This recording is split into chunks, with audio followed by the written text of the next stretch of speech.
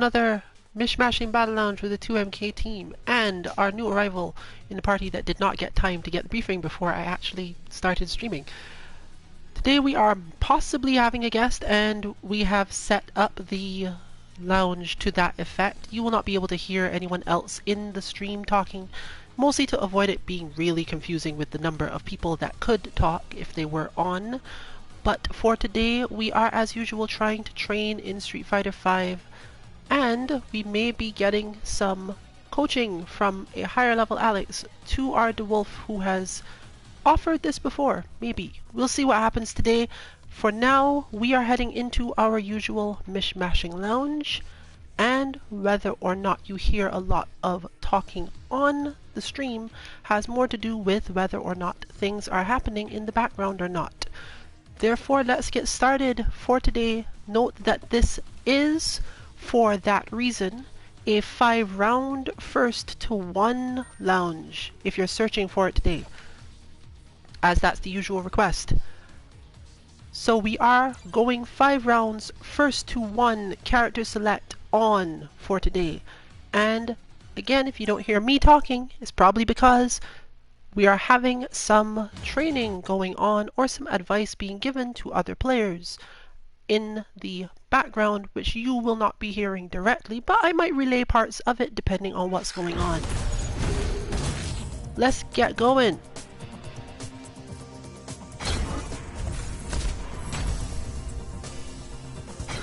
Marine conjugate.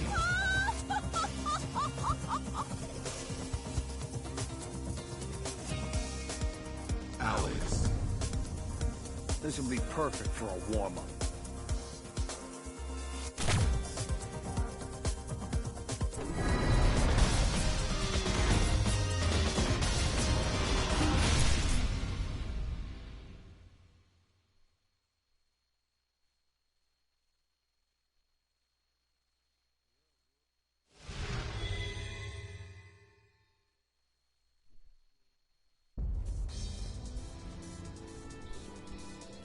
I'll show you the divide in our class. Okay, let's rumble. Round 1. Fight!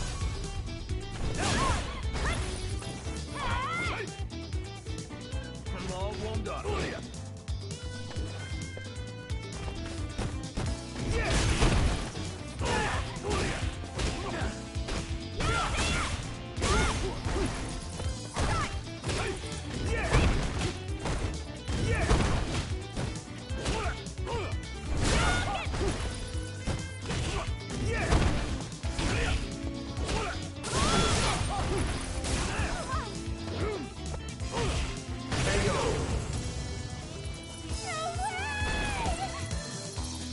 Looks like you could use more training. Round 2. Fight!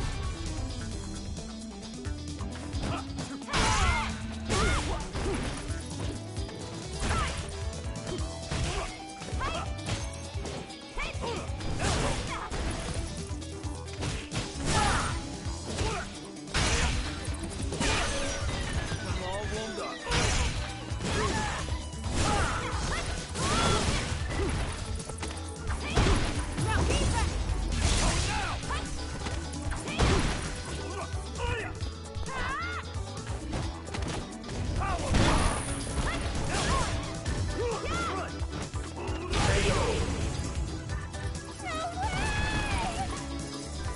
Looks like you could... Round 3. Fight!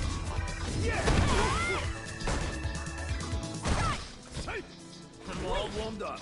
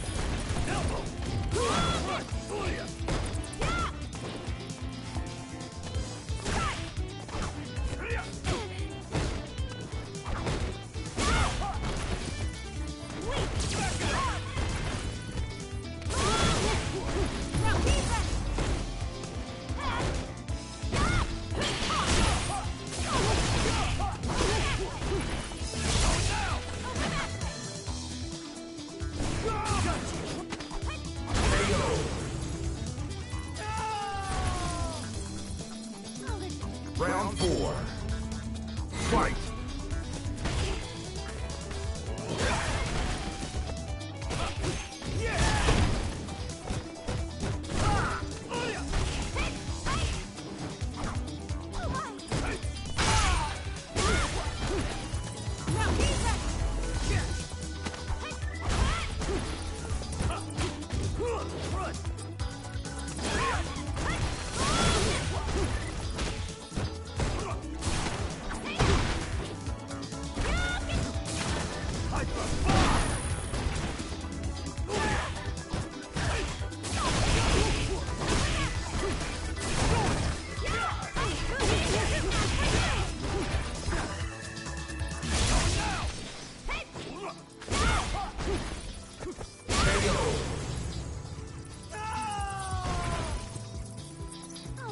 Final round.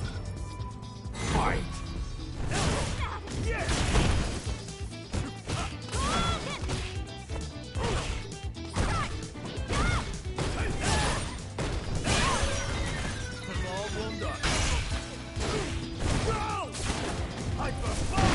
KO.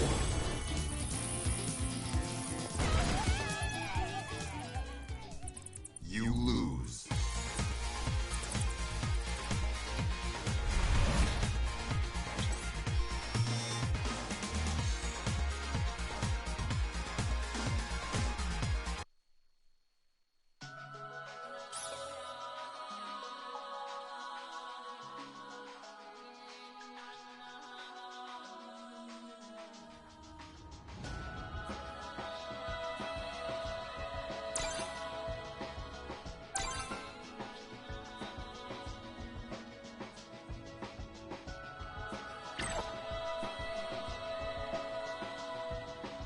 Let's do this.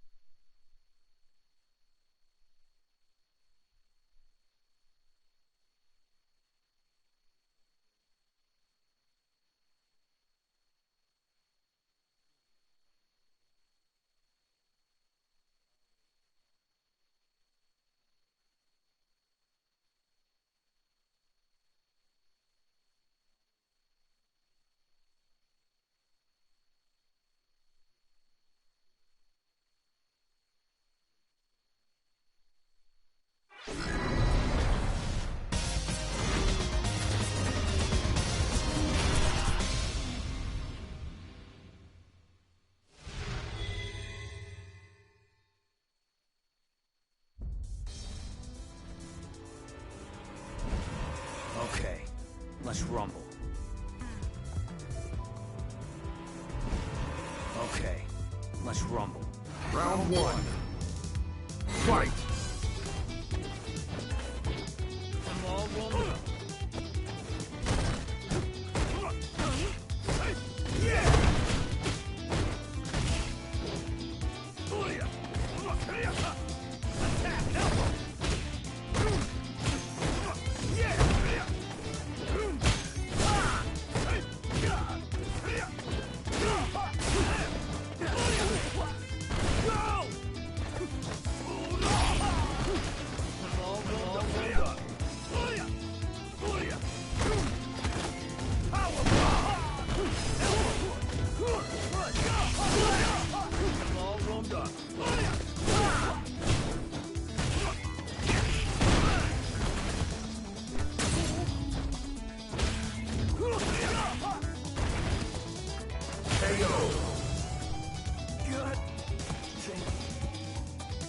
Looks like I won. All right. Round 2. Fight! I got it. Run. Hyper.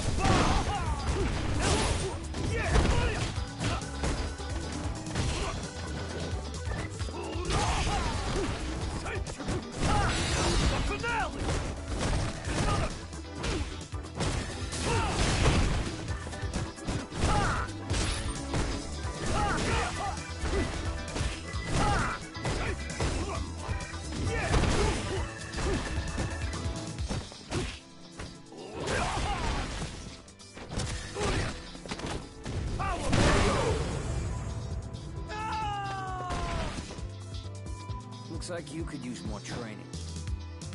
Round 3. Fight!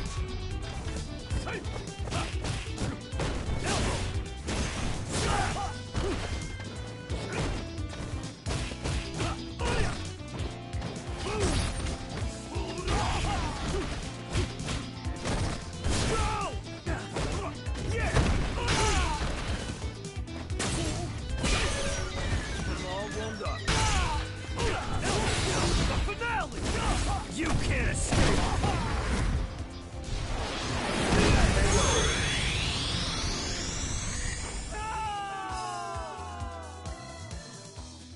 Alex wins.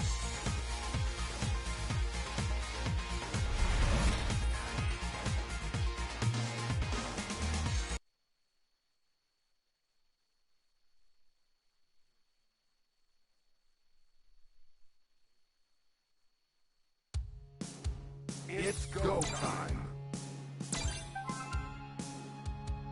Let's do this.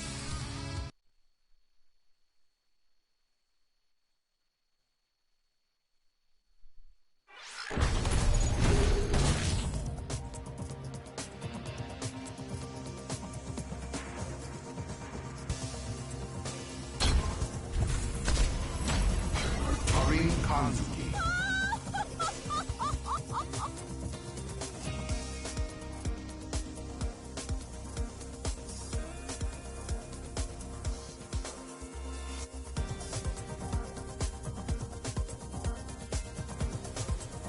Alex.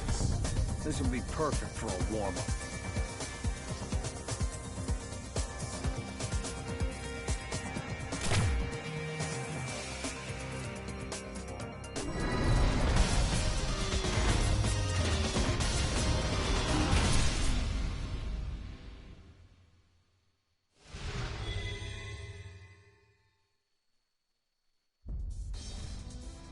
Round 1. Fight!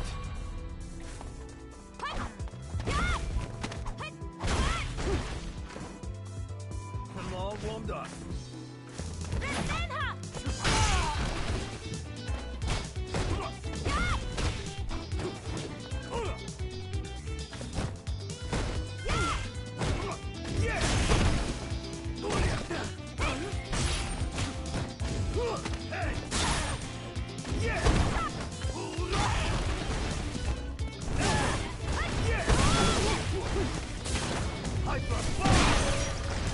I'm all warmed up.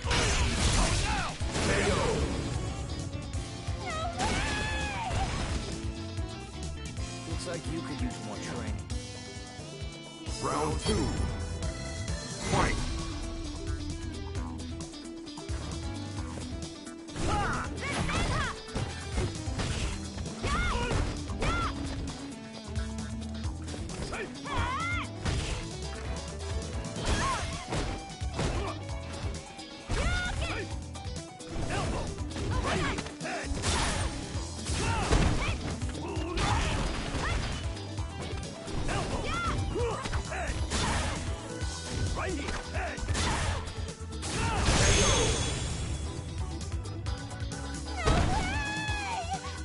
Looks like you could use more training.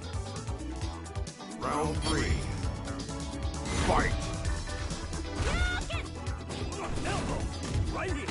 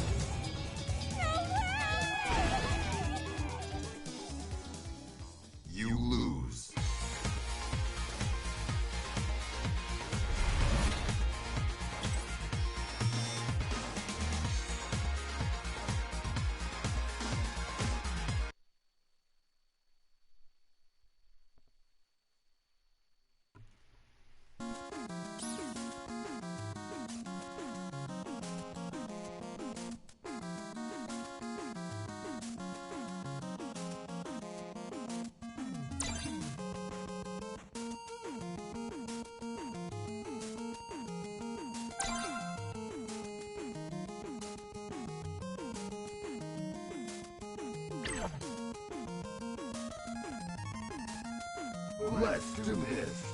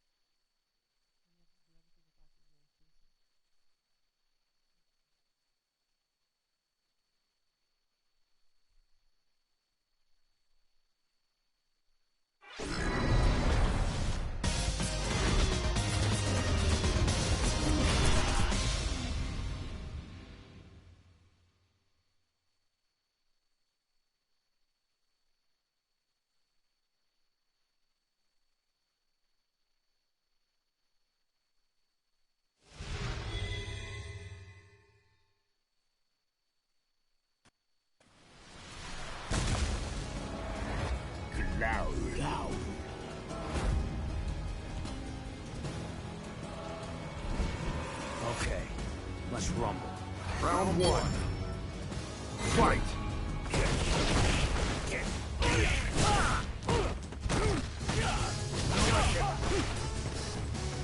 Alright then, we are back to our usual Cosmic Wolf versus Duo matchup. And that means we're going to see a lot of that. Specifically, at the moment, Duolf is still getting used to the spacing it's required to stand at to either react to or not have to deal with Cosmic Wolf's dash up EX grab.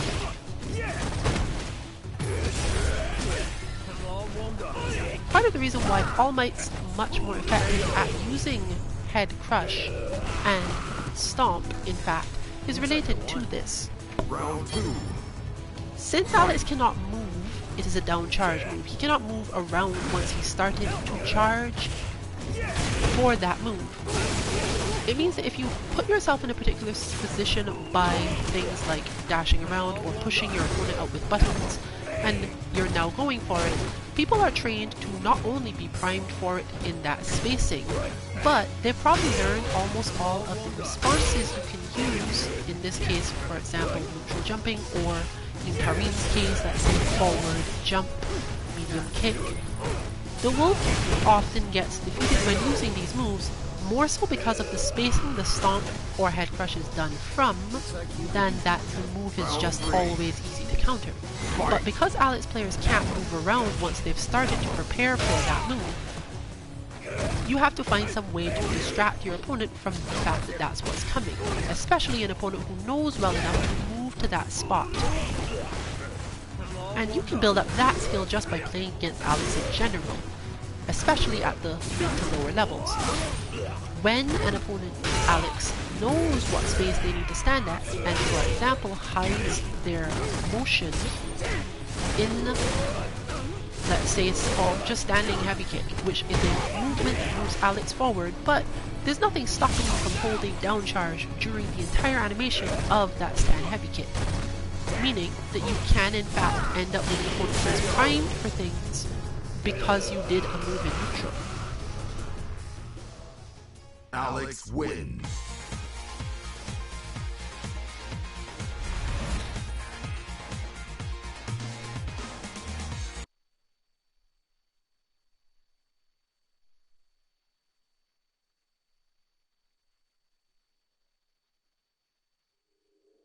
It's go time.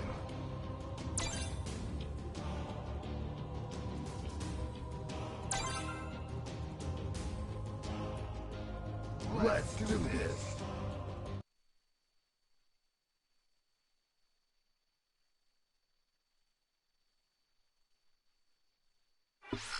In our previous match of Alex versus Karin for this stream, we watched Hazuki Dynasty attempt to hold her very specific space on screen.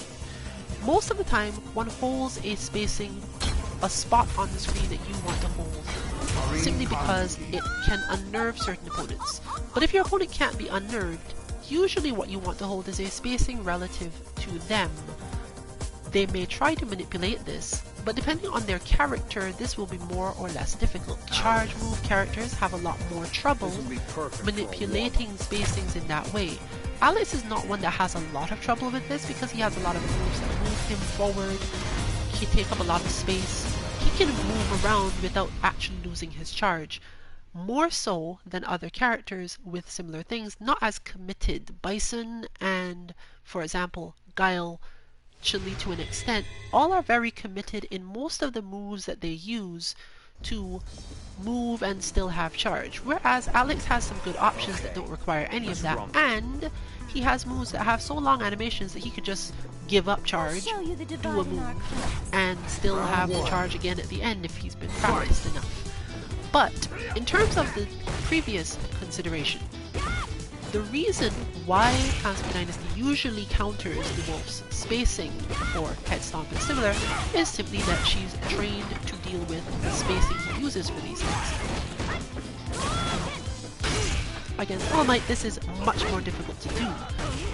So in this case, it's a matter of not only the opponent's skill, but their style.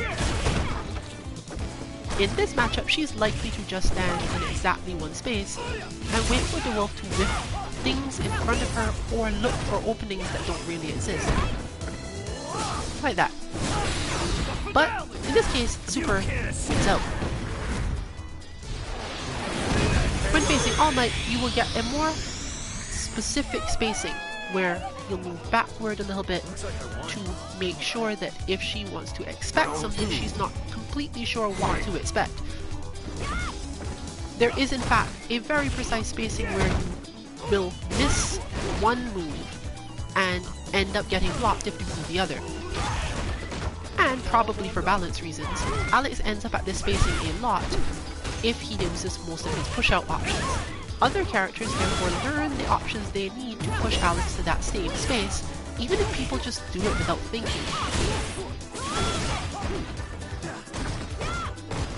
And in that case, therefore, I will, as I've noted you can't hear them, relay some of the advice All Might gives based on this. You have to take some risks here. You cannot let your opponent think that they understand how you intend to play footsies, or you will never get to do anything. You will play footsies and then you will probably lose. Because while Alex is good at convincing people that he will play footsies forever, he can just keep on hitting stand medium kick as long as he wants, for example. This isn't how he gets most of his damage. He gets his damage by mixing you up, making you uncomfortable, dashing in at that moment where you thought you were safe, and then power bombing you. These are your main options for getting big damage. The rest is just to make people remember you can't just walk up to me, I have the longest reach in the game. Well, second longest.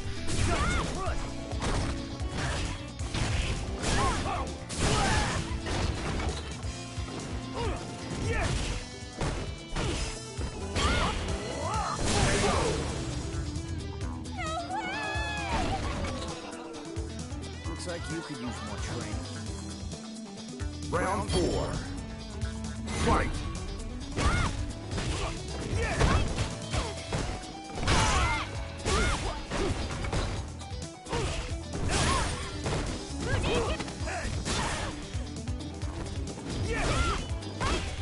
And that is the spacing we just referred to.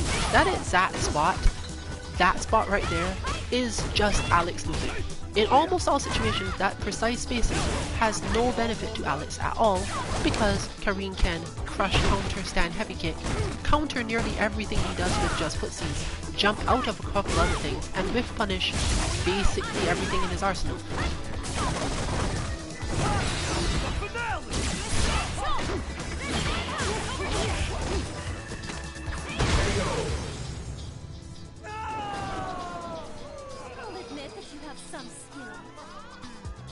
Final round. Fight! The fortunate thing about this spacing, it is also the spacing where Alex can take a tiny step forward and then sweep. And if you've ever wondered why Alex players use sweep a lot, it's because everyone else tries to put them at the spacing where sweep is a good idea. You can eventually try to bait them into using sweep too often, but the higher you get in rank, the less likely this is going to work. Don't put Alex players at the spot where you expect them to sweep, unless you want them to sweep.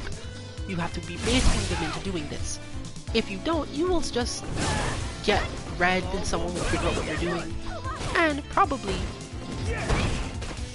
especially if you can't whiff punish the sweep yourself, the attempt, the timing that you will have to try to punish this week leads to a problem because you simply end up getting hit.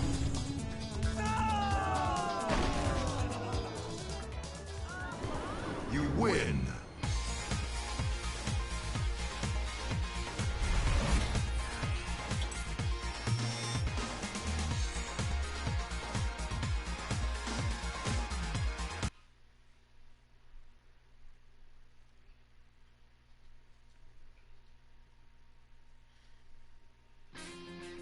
It's go time.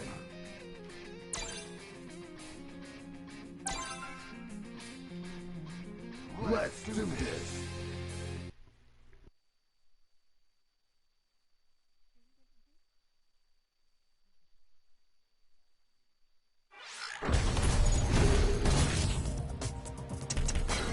Kanzuki Estate.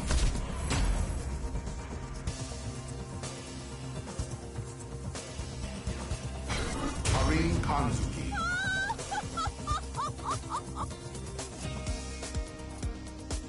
Alex. This would be perfect for a warm-up.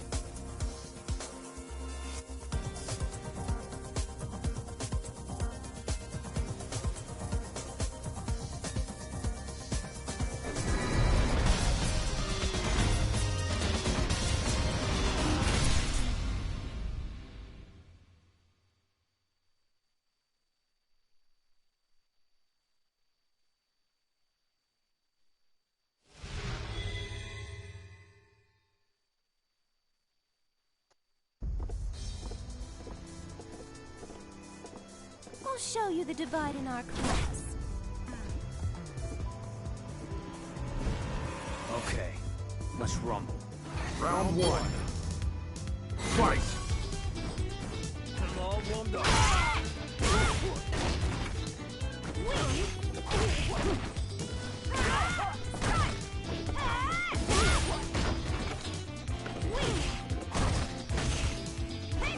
We see a demonstration of the exact same spacing. Almost response is different, specifically waiting for more things to happen. But it's still a very advantageous spacing overall for Karin to be at, meaning that there's a lot of patience involved like that. If your opponent feels as if they have control of the situation, but aren't thinking enough about your options, your meter, your mental state, for example, eventually you can use Alex's huge amounts of output to convert massively off of smaller interactions. They think they have control of the match, you can let them think that until you have enough meter to finish them off in 2 moves, or rather 2 resets or interactions. This is common in Street Fighter V for many characters, and this means that as the player doing this space control, you've heard it a lot in terms of people complaining earlier on that they get robbed, but that's usually just people who felt that they had control of the match because they got to be the bully, they got to keep the other character out, basically giving them no options, nothing they can do for a time, and then that character plays on their false sense of security with massive damage and just wins. Yeah, it's great that you can keep your opponent away from you, but in the end, those characters that you are so good at keeping away from you are designed to delete you if you mess up. And they will spend as much time as possible making sure that you think you know what's going to happen, and then breaking your expectations completely with, for example, Wake Up EX Power Bomb. Round 3. Fight. As the player attempting to get through this, you have to break this in yourself. This has nothing to do with your opponent. Your opponent is just playing the game. You are the one who is not thinking as much about what, for example, you would be trying to do if you were on their side. What trick would you be scheming? What way would you be trying to figure to get more damage?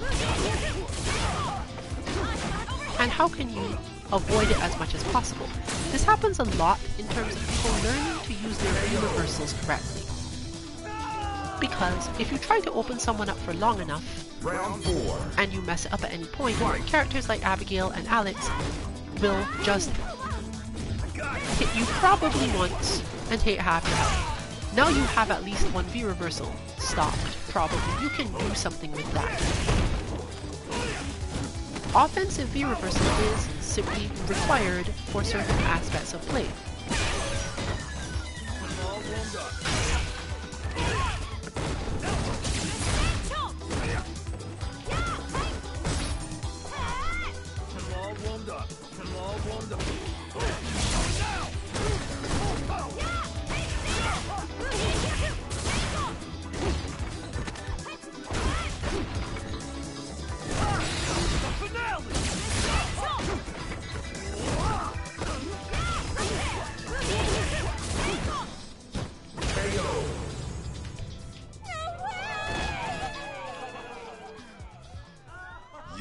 So we ended up having a much closer one as a result of that V reversal, because otherwise it would probably have been much shorter.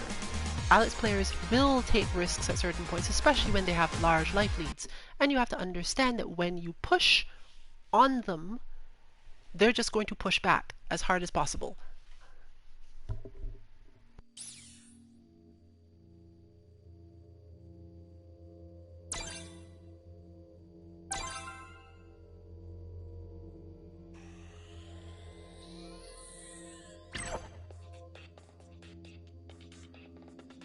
Let's do this.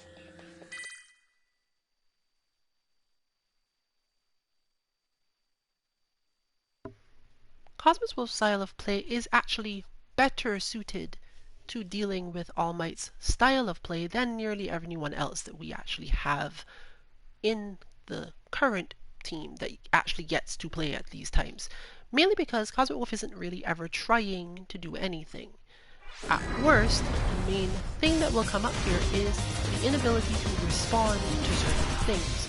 But because he also does backdash out of things, you're going to see a lot more chase down options from All Might. The issue that Alex has is that a lot of Alex's chase down options are relatively easy to punish if they are blocked correctly and with even slight fuzzy guard timing. Cosmic Wolf is good at this too. So we can expect a lot of closer range interactions based primarily on I am going to backdash even though I know you have good chase options. This is more likely to happen earlier in the match when there's not as much chance of explosive outright damage. Basically, this is limiting All Might's conversion opportunities.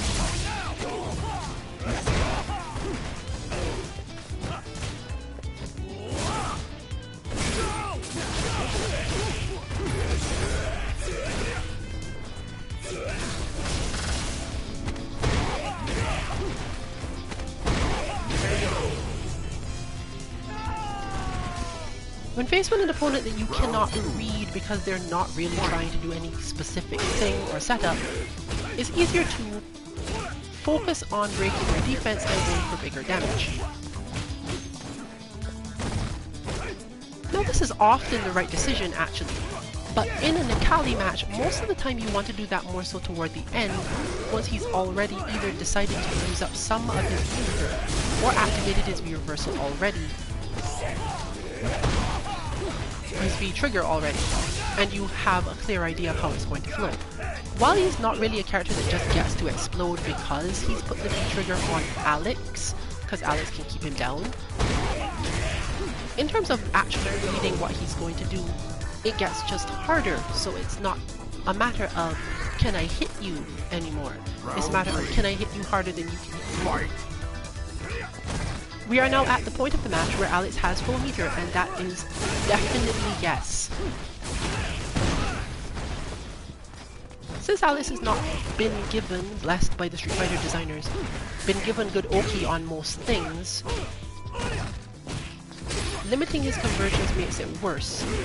He has to look for those moments constantly. But in this case, maintaining that level 3 CA gauge will probably get All Might through the rest of this match. There is no specific reason to use it unless it's absolutely necessary. And when it is used, it can be used to more so maintain pressure or get a good knockdown than, oh, I have to do this in order to get out of this situation. As Necalli, while he is good at pressure, it's a little more predictable than most characters. It's not a super layered form of pressure, especially not when his V triggers out. Not active. as we know, Cottonwolf still has the tendency to wake up with invincible moves. Alex is a character who will take half your health basically for doing that. But we still haven't seen the actual wake up backdashes yet. Mainly because, again, the conversions haven't been happening. There haven't been as many spaces where worrying about Alex Oki is a thing.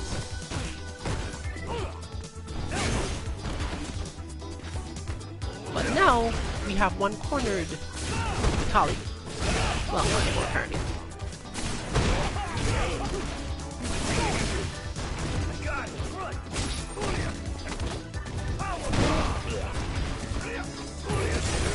But there you have that moment. Understanding that that interaction, that set of interactions, was more heavily based on the wake-up decisions Cosmic Wolf made, is something you have to watch for. And there you go, it's basically the same thing again. In that case, the backdash would not have been enough, especially not having enough health to get away from and reset from the lariat you did see Alex do. But knowing that your opponent needs to get you pressured, needs to hold you down, means that you can probably risk going for the backdash wake up or something similar just to make them think harder.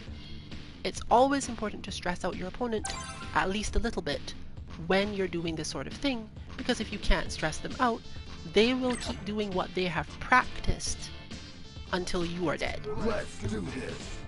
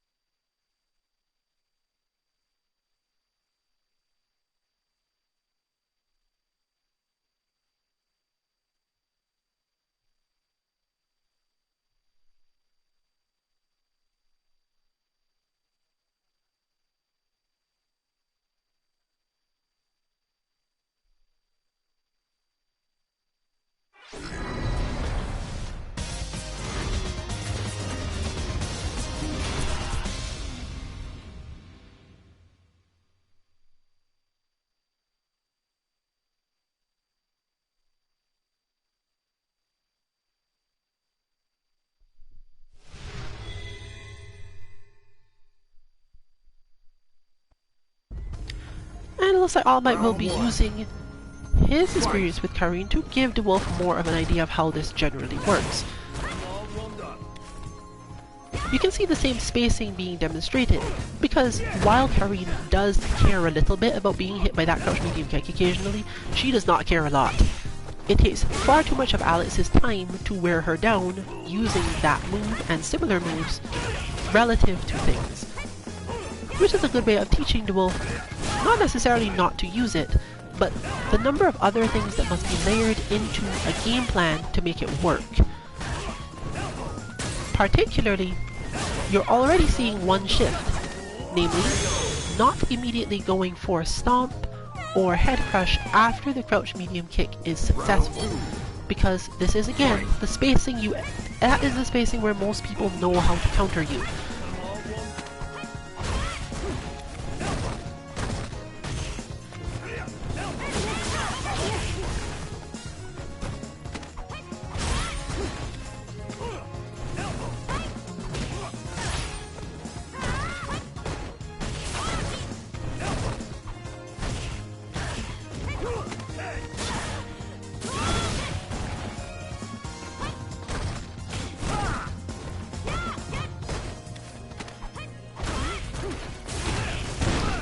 Alice is also a character where you sometimes really need that V-reversal, not necessarily as a full offensive tool, but simply the fact that you have so many other decent options when people are trying to pressure you at close range, even if it doesn't feel like that. If you haven't activated the V-trigger yet and it feels like your opponent isn't going to give you the chance, then you may want to V-reversal before your health gets too low, or before they manage to catch you in a mix-up. Because once Alex has V-reversaled someone off, much like Mika, he has got some fairly good options. It's not a V-reversal where people tend to get away or not be affected.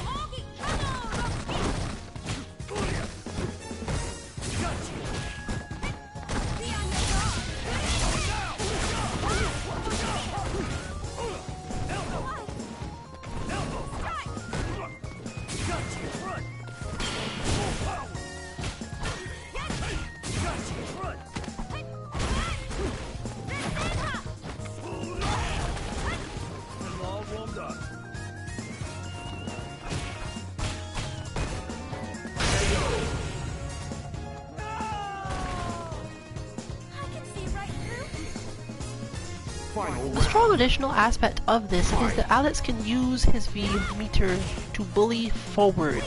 Some characters have moves that are basically what everyone likes to call checkable. They are -2, you won't get hurt for doing them if you just block. You might get thrown.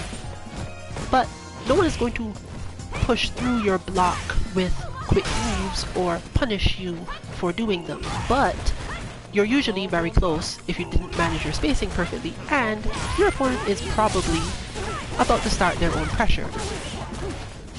However, the mindset related with this is exactly that. I'm starting my own pressure right now, which means you have a good chance that they're not about to bait a V reversal.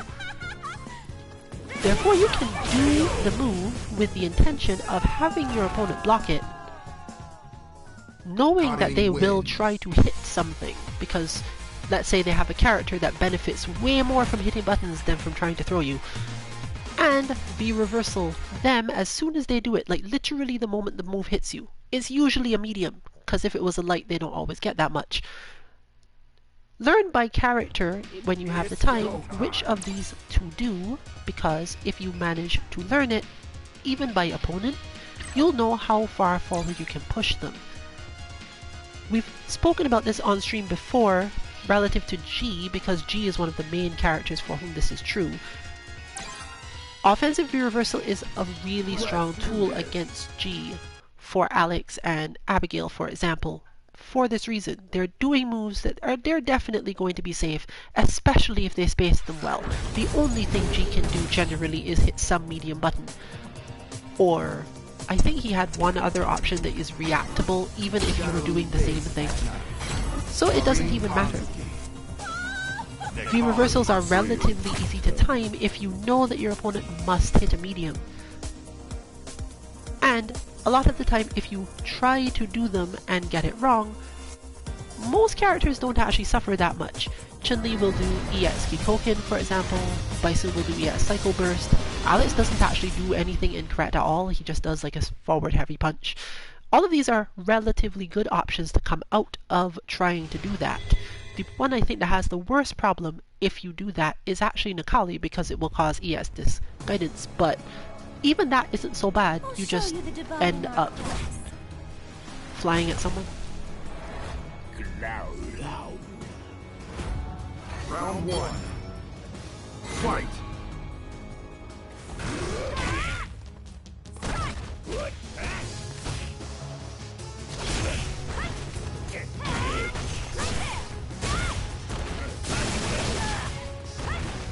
One of the advanced things to understand about guarding your space is that while you don't have to actively guard it by hitting buttons to keep your opponent out of it, you can also do things like understanding when they definitely aren't going to approach it. This is not quite the same as keeping yourself a certain distance from the opponent. It's more so that you're watching the space between you and recognizing that you had a spot, they moved to a position, and then that you get a new spot. Just hit a new spot.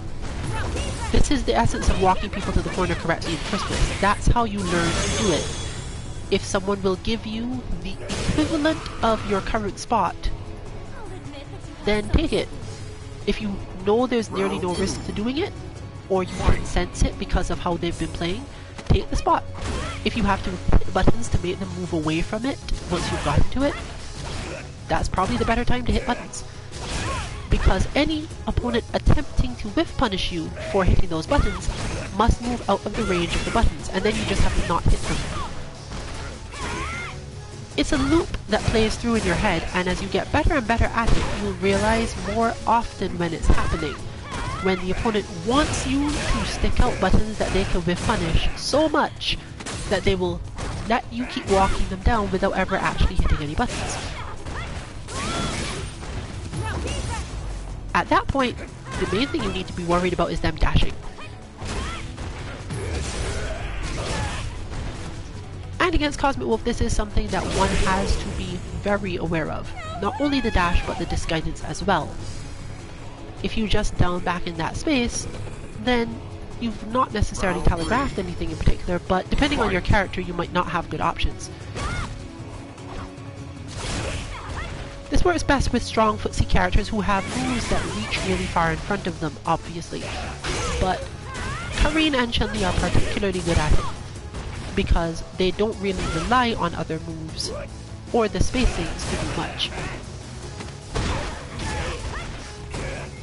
Obviously Cammy and Sakura also have good options here, but they're less able to deal with this while being also focused on the fact that the opponent might just jump.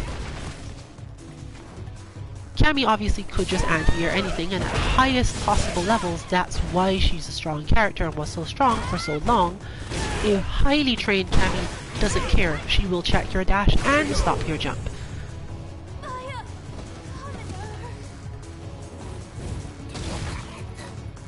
But dash checks are something that must be trained.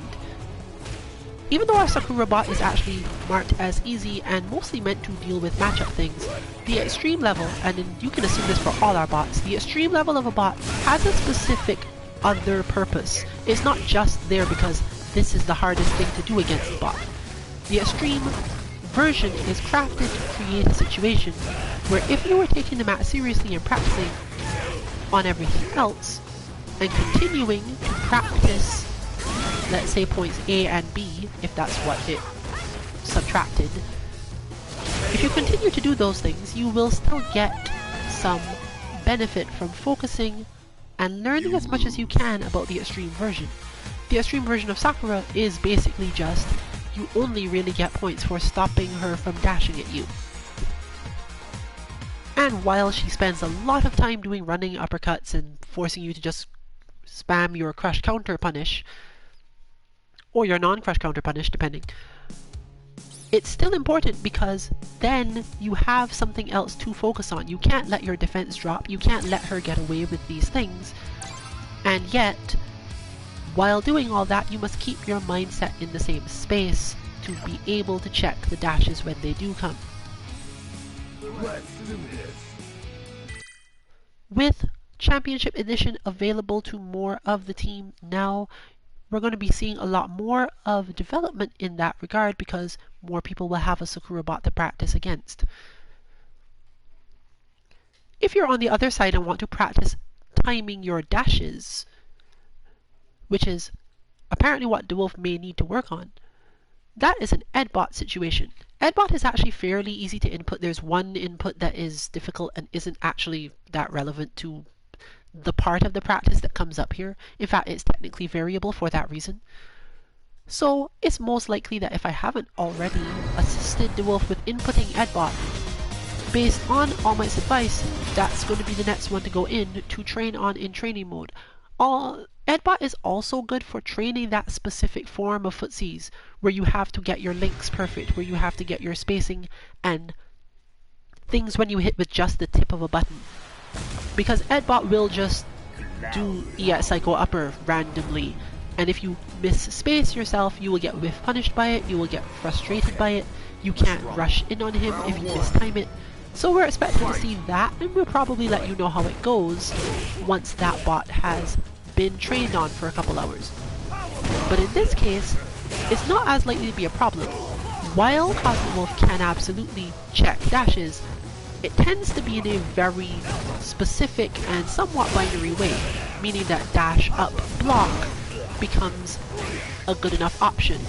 Sure, if you are not fast enough, or Cosmowolf responds really quickly, you will still get hit, but you can get a lot out of that because of Alex's damage output.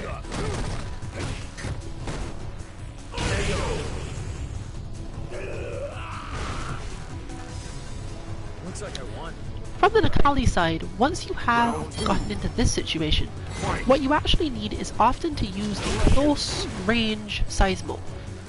Not because Alex is unlikely to be blocking, but simply because, unlike most characters, he doesn't actually deal with it that well. He can get damage, but most of Alex's buttons that he would want to hit the range where you could close range Seismo will either slightly whiff because he's just trying to keep you from getting to a particular spot anyway, or just don't do much damage. It's literally a footsie tool. Necalli's buttons don't reach, but he can hit under Alex's feet whenever he wants, so you don't have to care about that.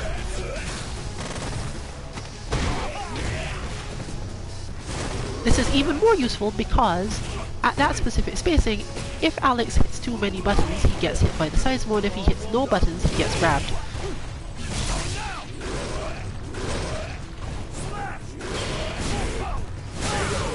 And there is your counter from Alex's side. Just activate your V-trigger. That's basically it. You don't even have to care which V-trigger you're using because both of them work in the same spacing. You just activate the V-trigger and go for it. Your other option is to hit perfectly spaced max range forward heavy punch, but I wouldn't necessarily suggest it because, again, the payoff for doing so is too small.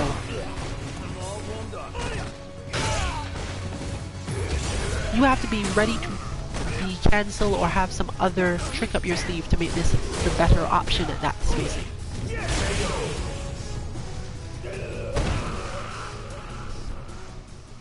Alex wins.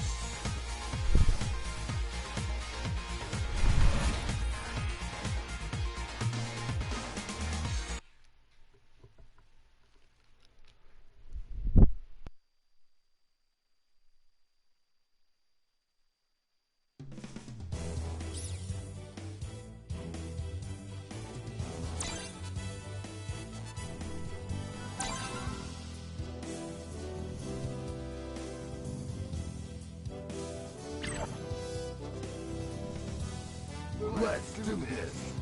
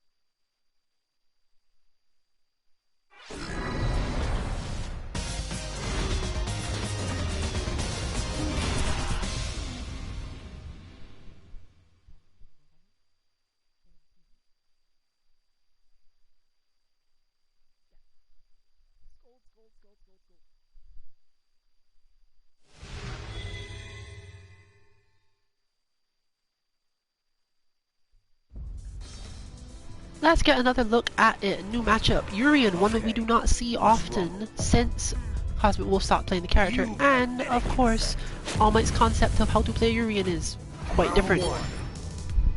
Fight. In this case, also using the V-skill too. There's a lot of mobility stuff that happens relative to Urien's headbutt, and high-level players constantly make use of this when they don't have the option of doing max range tackles. You can expect to see the max range tackles because anyone who has trained Alex to the level that All Might has knows the spacing. Even if the spacing is slightly different, they're probably going to move to the correct spacing for Urien instead. But as for how Alex deals with Urien, in general, neutral jump helps because unlike most characters in this game, Urien doesn't actually have a way to attack that spot on reaction. The upward fireball is for zoning people, it's not I can make you not neutral jump. And neutral jump does deal with a ton of things that Urien wants to do, meaning that even if it becomes a scramble and the two characters don't actually interact during the neutral jump and the follow-ups, Alex almost always has advantage, because in order for Urien to have moved forward, he had to give up charge at least long enough that he can't immediately do another move in the scramble part of the situation.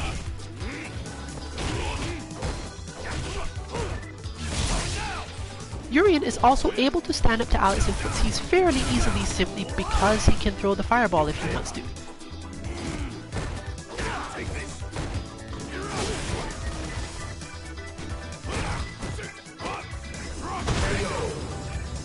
And that brings us to the second aspect of this. Alex benefits from backdashing in this matchup a lot. Because putting space between himself and Urien gives him a lot more space to react to things. Urien is also not a character that can easily change the entire flow of the match's spacing.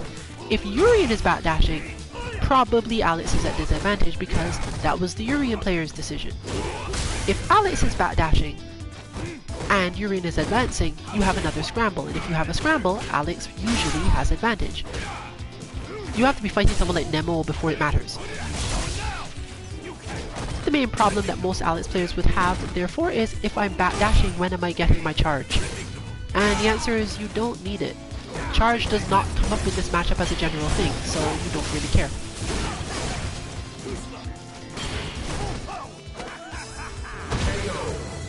Without those two things, you end up playing at Urien's pace for the entire match, which is not something Alex really wants to do. If you have to play at Urien's pace, Urien will control when he feels like zoning. If you get too far apart, he might decide, I'm coming right back in right now, and I might be coming back in via headbutt. But he might also mean, oh, yeah, I'm just going to sit here and throw fireballs at you because I know you can't get through them and still hurt me because you're playing Alex. What are you going to do about it? Let's do this.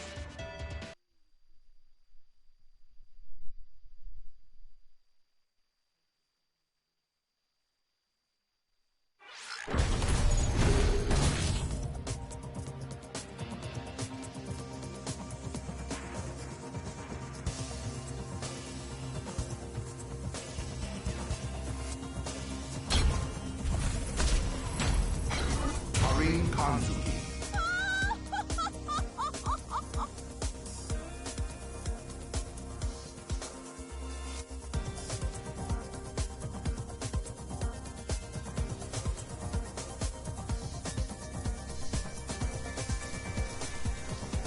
Urien. Kneel before me when in my presence!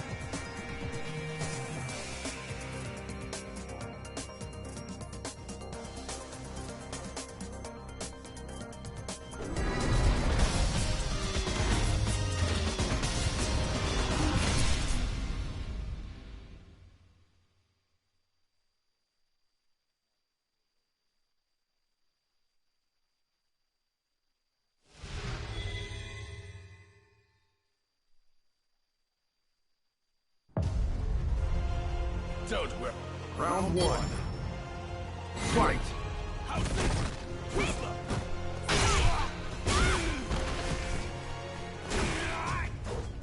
And once again, I relay a discussion, specifically the fact that Tyrant Pressure is a really good option against Alex's parry, because once you've started to move,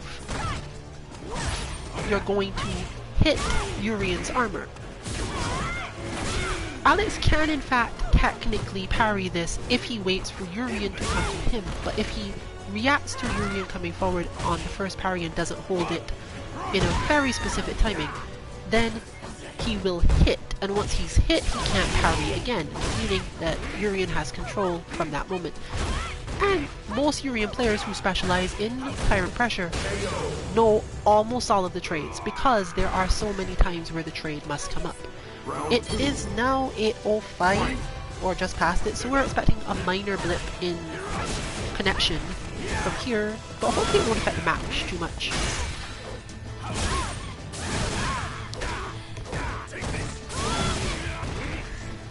When it comes to this matchup, Kanzuki Dynasty has a fair amount of experience that's not currently being used to the fullest, but I'm expecting to see it soon. Specifically that Urien bot is the bot we trained this on, or at least one of them. She has specialized options, for example Fang bot. Fang bot can be used like this, but it's not in the Fang bot data.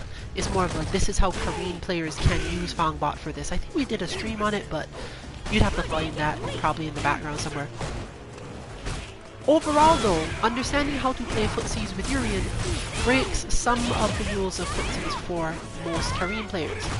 If you use your standard footsie tools, he wasn't trying to get into that space in the first place, and getting him out of it just gives him advantage. Most of what she wants to hit, therefore, is her light kick. And Kanzuki Dynasty is not, I don't want to say not a fan of the light kick, but her experience with using it for that purpose is limited almost exclusively to Urien bot. That doesn't mean it won't happen in this matchup though, because obviously when you train to do something against a specific bot, it's easier, at least, to activate the same sort of feelings against a player playing the character. This is not a tick throw sort of usage for the move though. You can't actually get into the spacing where you get to use the light kick as the tick throw. But as you've just seen, the light kick actually recovers just fast enough that a lot of the things Urien wants to do that would hit her doing other moves, it doesn't actually cause this. She ends up being able to block.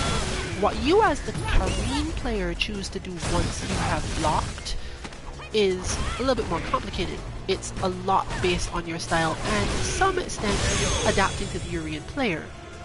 But it definitely helps.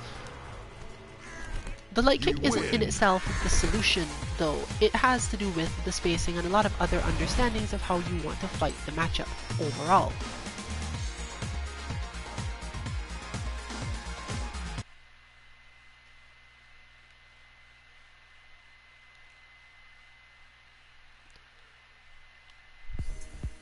It's go time.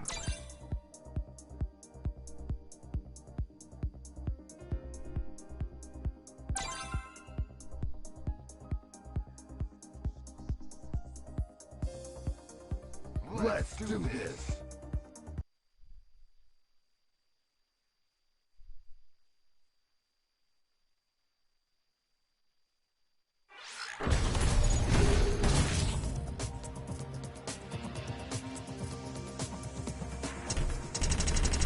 Of course, the result of that match is that Wolf gets to spend some more time practicing that spacing, or more accurately, practicing understanding when he's been placed at that spacing and shouldn't do certain things.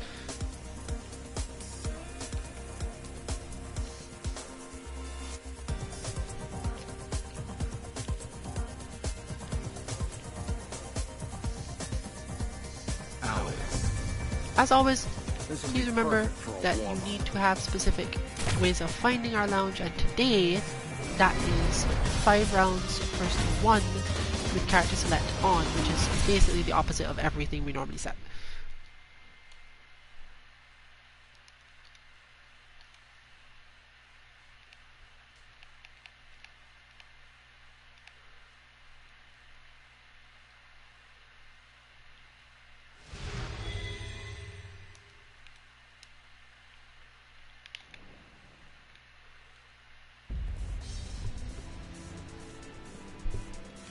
Show you the divide in our class. So, as viewers, you can once again watch for that spacing. It is generally the spacing you get after Alex has hit a crouch medium kick, either successfully or blocked.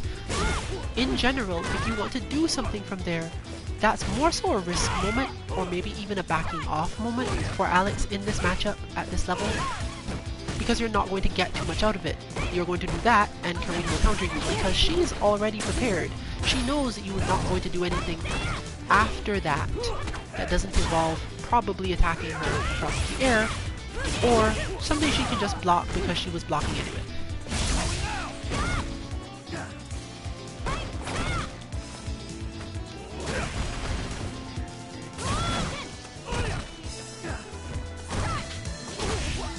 One thing, of course, that it does absolutely pay off for is when you've chosen to specifically use, I believe it is medium stomp or EX head crush.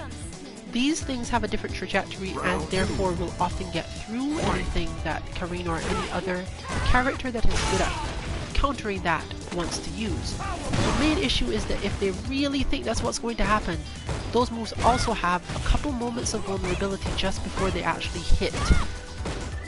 And that means that your opponent can respond with some grounded shenanigans. Specifically, both Chun-Li and Karin can just hit heavy kick of all things. Chun-Li will hit you on the way up, and Karin hits you just as you land. This does of course require your opponent to have nearly perfect timing, but it's not that hard to do, so don't expect to get away with it too much. Against other characters, it's often much more effective. Characters in the same vein that it doesn't work on are basically anyone with a standing heavy kick of either 11 or 12 frames, so it doesn't really work well on Ryu or Lara either.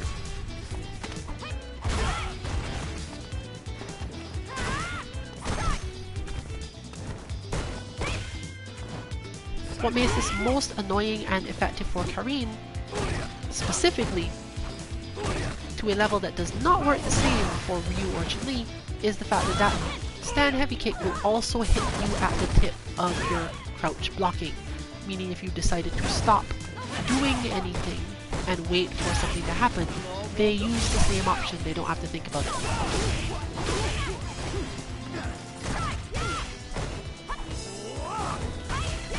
That is in itself a way to get them to open themselves up to something you can whiff punish though.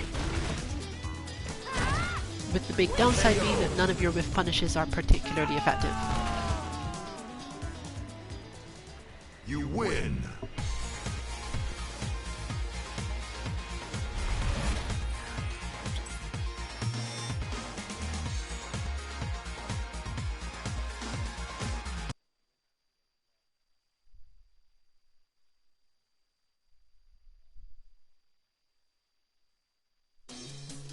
It's go time.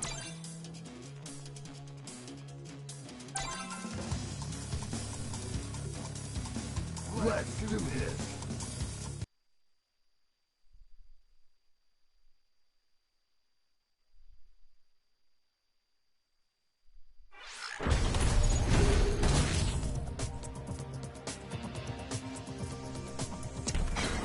Forgotten waterfall. Karin Kanzuki, Akuma. Yomi ni Shuri.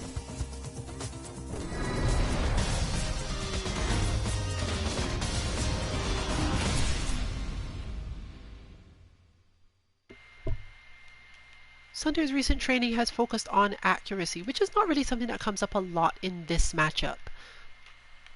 Normally, the concern when it comes to the Karin versus Akuma matchup is understanding of particular forms of footsies and spacing and being poked at incessantly. I'll show you the divide in our class. One other thing that was noted in a specific mirror match that he had a while back is the effectiveness of Akuma's stand light kick in playing a specific form of footsies. It hasn't really come up before because it's one, hard to understand which moves it's supposed to precede, and because the opponent doesn't really care. But with higher accuracy training and the tendency to slow down a bit more, Sunter's Akuma can spend more time using up energy differently. And once you've used up energy differently and are confident in certain aspects of your conversions that have also been trained due to the same accuracy training, you'll often find that you don't really feel the need to control neutral as heavily. And that is the timing to start using the light kick, simply because it's a way of keeping people from thinking you have become passive.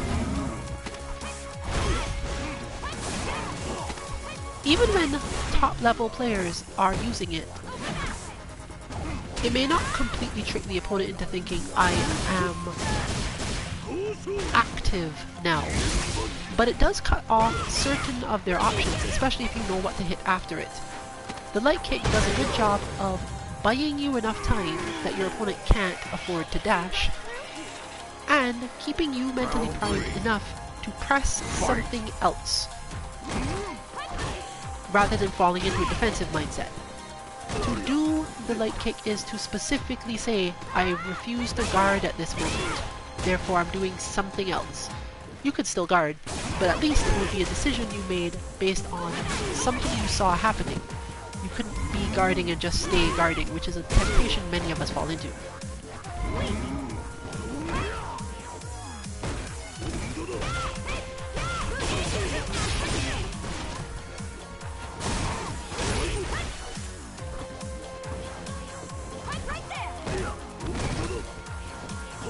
One of the other things that makes it helpful is that it is Akuma's only safe way of attempting a specific type of whiff punish against him. He has options for whiff punishing, but they all lead to damage if Karin reads them, whereas the light kick doesn't do this.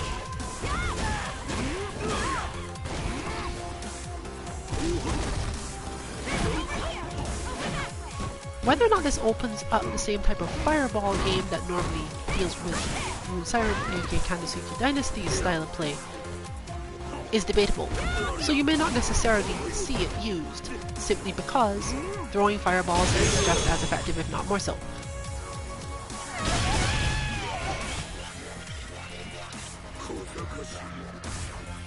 Round 4. Fight!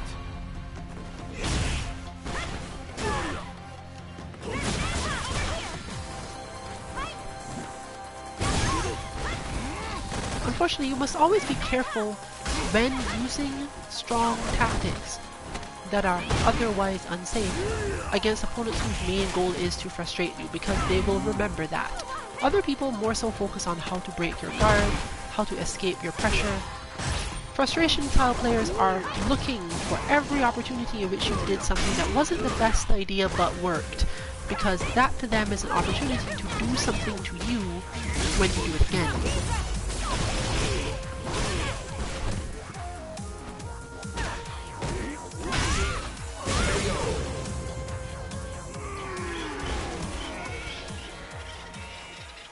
You win! And unfortunately, accuracy training does not help with that.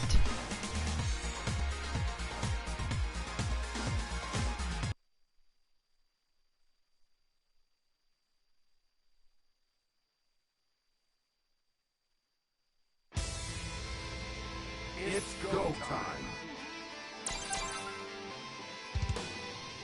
Let's do this!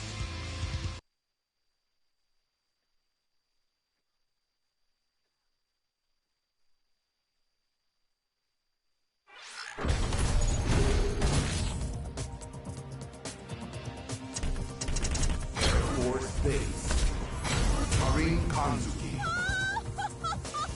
Nekali, 強きた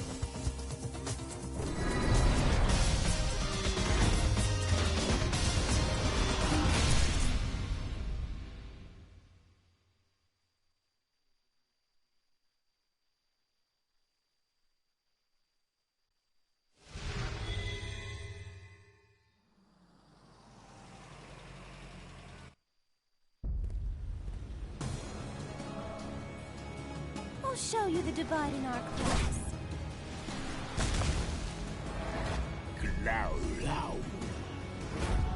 Round 1. Fight!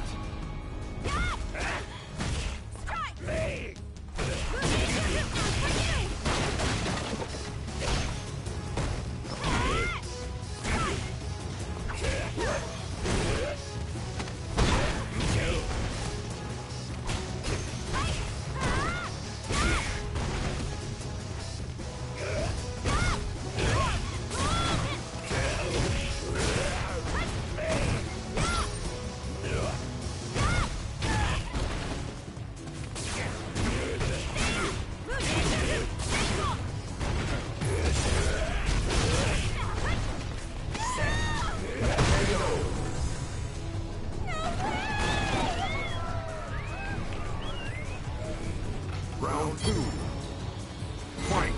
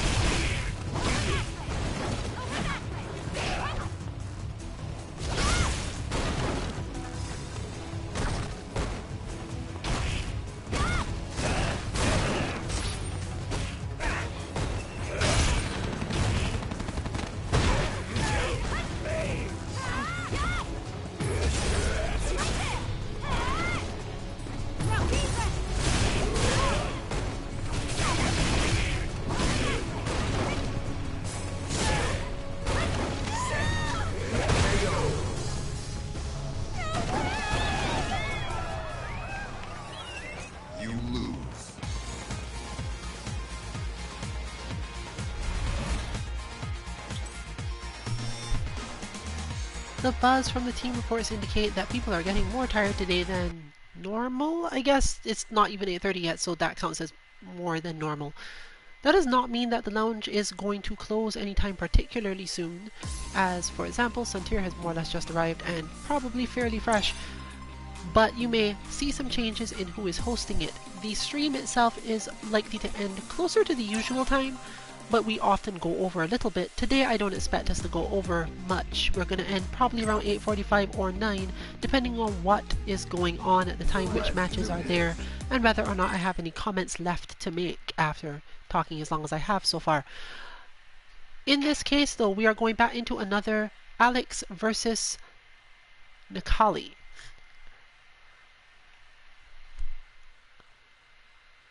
Oh wait, apparently not.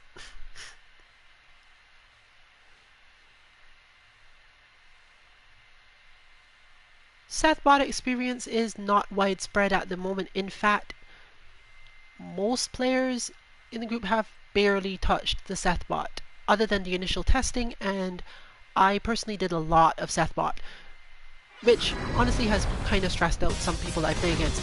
But the main things to understand from Seth bot are more so what you don't have to be scared of than, hey, learn to do exactly this or learn to do exactly that. In most cases, when you're playing online, most people will absolutely wake up against you with Mad Cradle. This is not 100% of the time, but the reason I mention this is for something else. You can beat Seth in neutral consistently enough that they sort of have to. And if you are able to beat consistently enough, then you must ask yourself, why are you bothering to actually pressure and not bait the character? Seth is not super well known for having good pressure strings out of own wake up, because Seth's quick buttons on wake up don't lead into good things. Your best options, therefore, the reason is because it has too much pushback and the next move is not good in the chain. There's a lot of stuff to understand. But overall, the short version to know is, if you have the life lead, don't necessarily poke Seth on wake up, but you can dash in. You can dash in and block so that that doesn't happen. And the chances of it happening are higher than most characters. Shoto players learn not to do this because they have to play so much neutral, so much zoning, so many specific ways of I must react to the thing the opponent is doing in order to get through this interaction. Seth is not that character. I did not mean it in a bad way when I call Seth one button Chun, but it's more so because the way that you play Seth is focused on hitting very specific things, getting very specific advantages, and then pressing those advantages. Therefore, a lot of the things, as I said, are easier but weaker. Your job is to make use of them perfectly.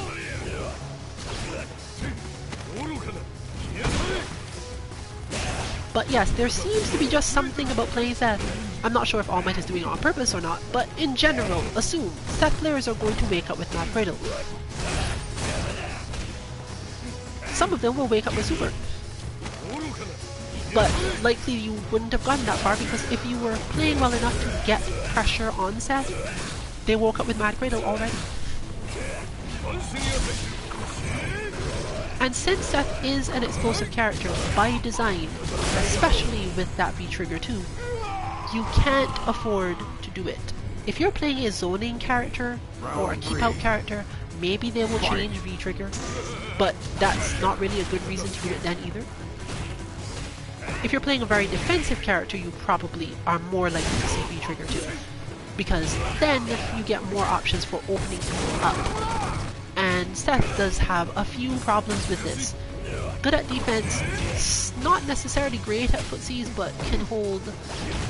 But this is a matter of get the knockdown and make sure that you have a plan. If you must pressure on wake up, try to do it off of a scramble knockdown, mostly because this is the timing where the opponent is not switched into that mode. The mental state of, oh, this is going to keep going forever, I need to get out of this, wouldn't necessarily have activated yet in a scramble situation, so you wouldn't have a reason to fear it as much. But this depends on the player. There were still players who will deal with scrambles by using Mad Cradle. That's a little bit easier to deal with though, because you can learn that about people faster than you can learn all of the nuances of what makes them wake up one way or the other. Oof. And I think double KO means that the victory goes to Cosmic Wolf in this case, because of the way the draw system works.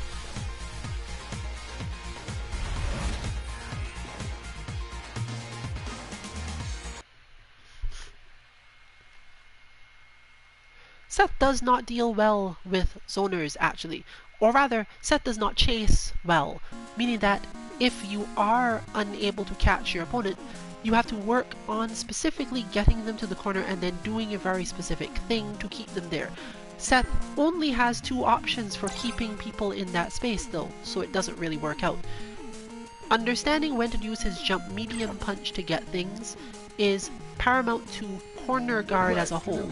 Not a character that can corner guard by pressing crouch anything, and the stand medium kick is unhelpful in a different way because Seth is unable to stand far enough away for it to work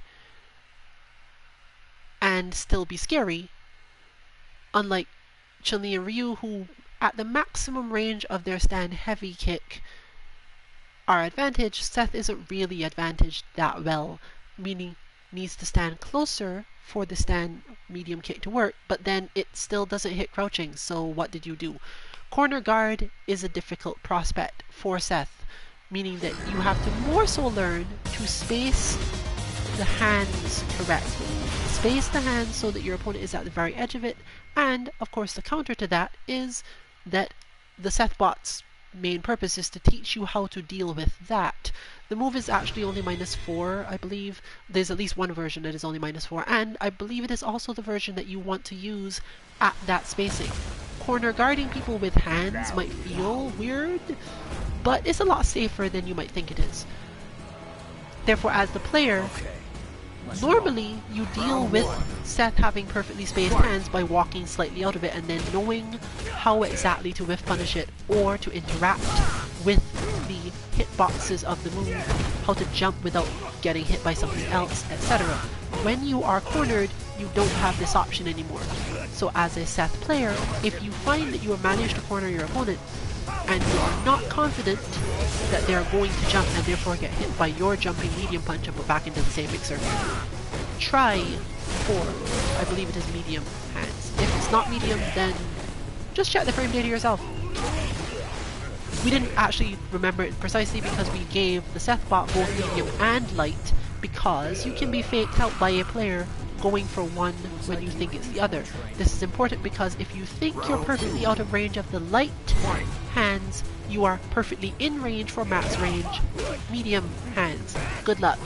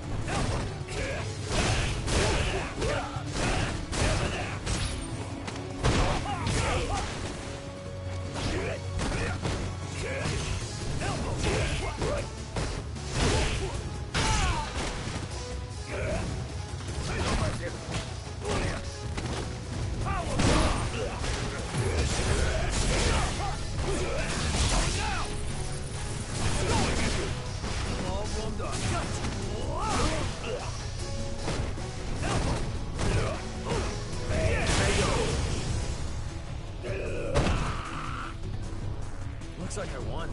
Alright. Round 4. Fight!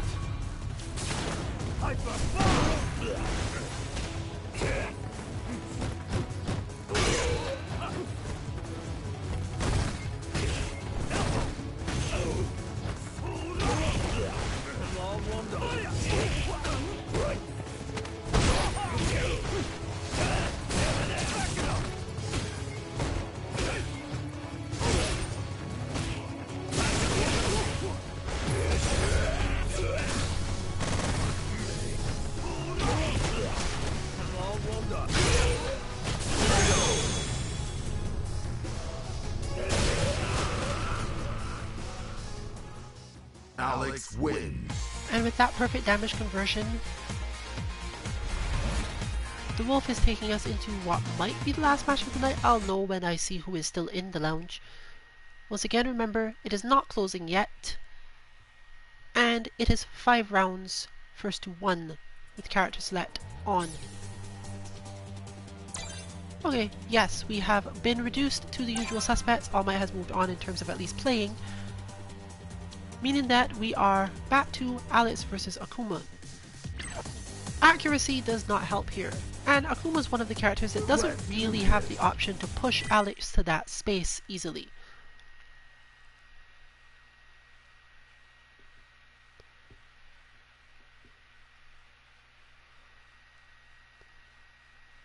Meaning that Alex can mostly hang out there and threaten to use the Stomp and Head Crush. This is something all Shotos basically have to put up with. One good thing about it is that Alex is not the character who is the fastest at punishing light uppercut.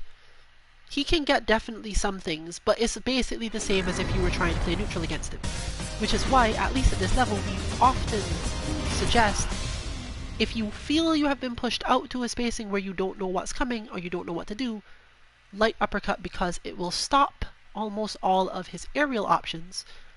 It will sometimes trade with slash elbow, or it will force Alex to use a slash elbow that you can actually punish and you could just block. And it tends to whiff punish, buttons he sticks out. All sorts of things come out of using this light uppercut. If you can't execute it, the good part of that is most of the time you will get either a light fireball, which, while it doesn't solve the problem, it's not as bad, and the other option is either crouching or standing light punch, which again doesn't really hurt.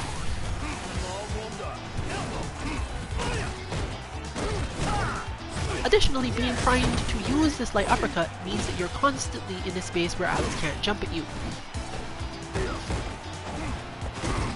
Depending on your character's payoff for hitting with light uppercut in terms of either OP or optimized positioning, this can be heavily discouraging for them. But it doesn't have to be that they fear the light uppercut in itself. They just have to fear your character as a totality, either in terms of explosive damage or something else.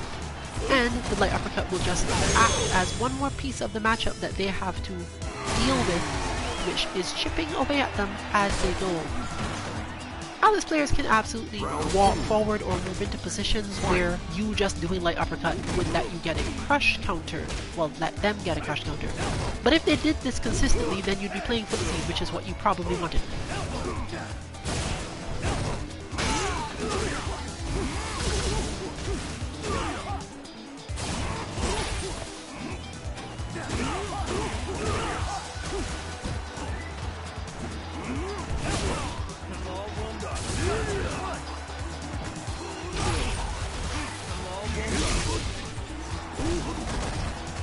In Akuma's case, particularly, this gets a little complicated at this point because as soon as you've activated your V-trigger, the light uppercut quote-unquote goes away. It becomes a different move that has much more recovery. This isn't necessarily a reason to not use your V-trigger, but depending on your situation, you at least have to think about it, because if you are playing neutral too much, or you find that you've reached a point in the match where you don't have a lot of health, but neutral is the thing that is going to kill you, probably. Alex is waiting for a big conversion, and you won't be able to do anything about it once it does happen. One thing that you can get out of this is, again, offensive V-reversal, just V-reversal in general, because Alex will eventually try to get his spacing on you to get some form of pressure. This isn't really that helpful though, because he will sometimes at least bait you out. But Alex's better options for baiting you involve him trying to get much closer, which means you're back to playing the footsies you wanted to play. Or you can literally just walk out of them. Since Alex doesn't have many great conversions of his light buttons after his plus heavy ones, you can take the little pokes at your feet that you get for trying to do this a lot of the time. And all of that combines back around to get to why the light kick, stand light kick, works in this matchup. The stand light kick is a good option when the opponent is sure that they don't want to use head crush, they're sure they don't want to jump, they're standing up basically. If they're standing up, you can crouch light kick because what are they going to do? If they're crouching, you can prepare to do your uppercut. And of course, the hard part of that, once you start to get to the higher levels, is recognizing when an Alex player is probably hiding their charge in their moves. But the light kick helps there too, because they had to hit a move in order for this to happen. And a lot of the time, that will work. If you were placed in crouch block, that light kick sometimes becomes light tatsu, and the light tatsu resolves the problem for you. Without putting you at too much risk, because Alex doesn't punish light tatsu super well, he has to be too ready, basically.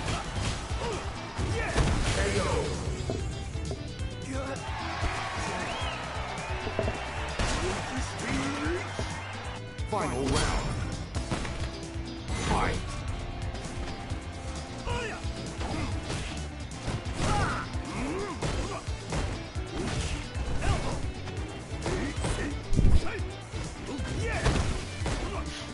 Alex is also a character that tends to react more to seeing other people's characters move. It's just a part of Alex play. You have to be so ready to dash, to take your risks, to go for big damage, that seeing your opponent twitch is more likely to cause an Alex player to do something than say a Menat.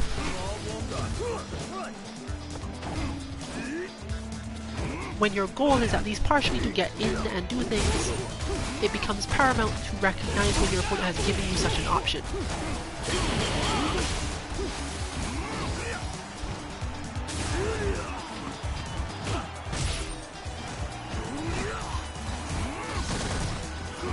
But overall, it's about learning to read. Have I made my opponent stop wanting to crush, to stop wanting to stomp?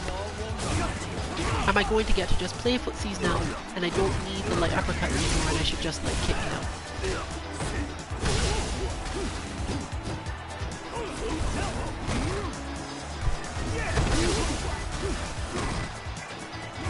And that also leads to the last problem that we mentioned before.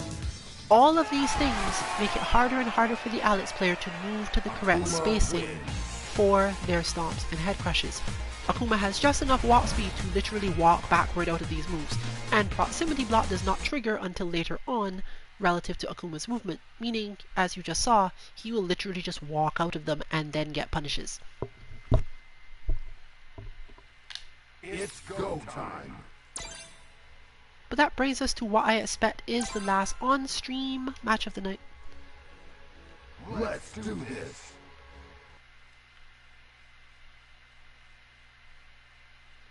But it's probably not going to be Karin UC this time. Kazuya Dynasty will probably be taking a break and playing Ibuki, which is technically good because that gives a little bit of extra XP in this matchup to Suntear. Although generally, Suntear does not have problems with the Ibuki matchup, as it tends to be either a type of footsies that is easy to understand, or just working with the fact that Akuma's optimized spacing positions allow him to dash under a lot of things Ibuki wants to do, and being a Shoto, it's harder to catch Akuma with some of Ibuki's mix-ups because the DP will cross-cut itself at the last moment if you input it correctly, which is what most people will have done, and she has to deal with the basically big solution to all things Ibuki, EX Tatsu. She also has to deal with Akuma perfectly spacing EX Demon Flip, which can be just as problematic or effective depending on which side of the thing you're on.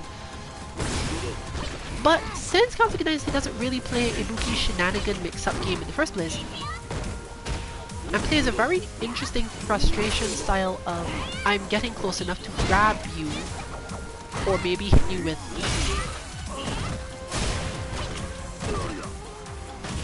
Here we go. You get grabbed with a lot of things, and she's patient enough to wait for other options. This is not a character that fails to whiff punish, it's a character that doesn't get a ton of damage off it. But if you're really confident in your ability to whiff punish and play footsies, to the point where you literally don't care how long you have to spend getting that damage, this counts as, interestingly, why we wouldn't necessarily call this character her secondary. From the analytical perspective, this is just a character she plays casually, and when we say casually, it's more so because if there are 3 things required to play Ibuki and you're good at 2 of them, you will absolutely stand up to the average player. But you will not genuinely stand up to a master of their character. You're lacking something, you're missing a slot, and they have all theirs active. If they're learning the game and don't have all theirs active, or have issues with execution, then maybe. But Ibuki does at least somewhat depend on those big conversions, those really tricky moves, and certain mix-ups that without them, you are slowly chipping your opponent to death. Which can absolutely be done, but it would definitely put you at a disadvantage if you really needed to try it.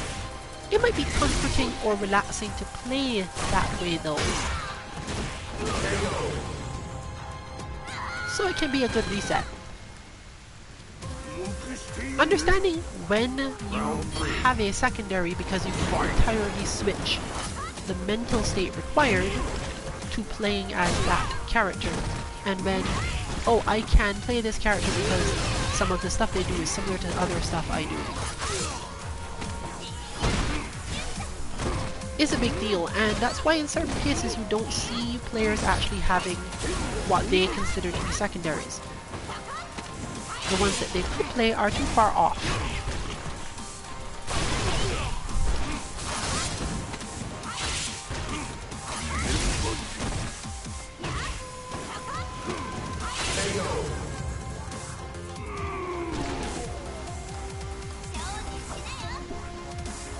Round 4. Fight!